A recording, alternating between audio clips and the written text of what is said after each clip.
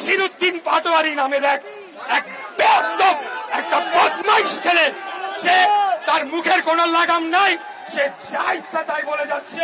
সে শুরু থেকে সে কথা বলে যাচ্ছে, আমাদের নেতা সম্পর্কেও বারবার কটূক্তি করেছে, তারপরে আমরা কিন্তু কঠিন ভাষায় প্রতিবাদ করি নাই। আর বসে থাকা যায় না ভাইয়েরা। এই নাসিরউদ্দিন পাটোয়ারির মতো, যাকে ইউনিভার্সিটিতে বলে ছাত্র ডারবি নাসির বলে চিনি, আমি জানি না কেন, এই ডারবি নাসিরকে হুঁশিয়ারি দিতে চাই, মুখ সামলে কথা বলেন, তা না হলে আপনাদেরকে রাজনৈতিক ভাবে ঘেরাও দিয়ে আপনাদের রাজনীতি ইতি আমরা সেখানে টেনে দেব।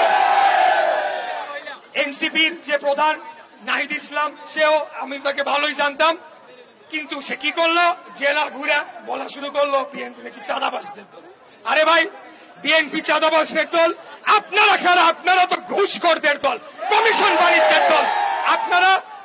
আপনারা যত ধরনের সরকারি কেনাকাটায় দুর্নীতি অনিয়ম আছে সবকিছু করছেন, এবং প্রত্যেকটি মন্ত্রণালয়ে একটা করে কমিটি গঠন করে দেওয়া হয়েছে, এটা শুনেন আপনারা। সেখানে 2 জন করে ছাত্র প্রতিনিধি বসাই দিছে, এরাই সব সিদ্ধান্ত নেয়। এর মধ্যে বিশেষ করে উল্লেখ করতে হবে জনপ্রশাসন মন্ত্রণালয়, ওইখানে আসিফ নাহিদ 2 জনে ছিল, নাহিদ পদত্যাগ করছে, এখন আসিফ আছে।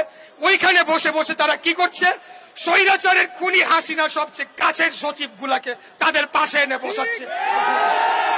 এই নতুন দল এনসিপি সারা দেশব্যাপী তাদের প্রচার প্রচারণা করছে, ভালো কথা। তারা গোপালগঞ্জে যাবে, যাওয়ার আগে সেখানে একটা উস্কানিমূলক পরিস্থিতি তৈরি করলো, এবং সেখানে তারা তাদের কর্মসূচির নামটিও পাল্টালো, এবং পরবর্তীতে যখন ইন্টারনেটে সোশ্যাল মিডিয়ায় ব্যাপকভাবে প্রচারিত হলো যে শেখ মুজিবুর রহমানের কবর ভেঙে ফেলা হবে, তারা সেটিকে কোন রকম গ্রাহ্য না করে, আরে ভাই বাংলাদেশে থাকেন, বাংলাদেশের মাটিতে থাকেন, কোন জেলার মানুষের সেন্টিমেন্ট কি, কোন জেলার মানুষ কোন কথা বললে কিভাবে রিয়াক্ট করতে পারে, এগুলো আপনারা জানেন না।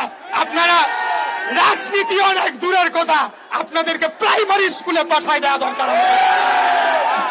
এরপরে সেখানে নিজেদের বাহাদুরি দেখানোর জন্য গোপালগঞ্জে গিয়ে তারা জোর জবরদস্তি করে একটা পরিস্থিতি তৈরি করলো।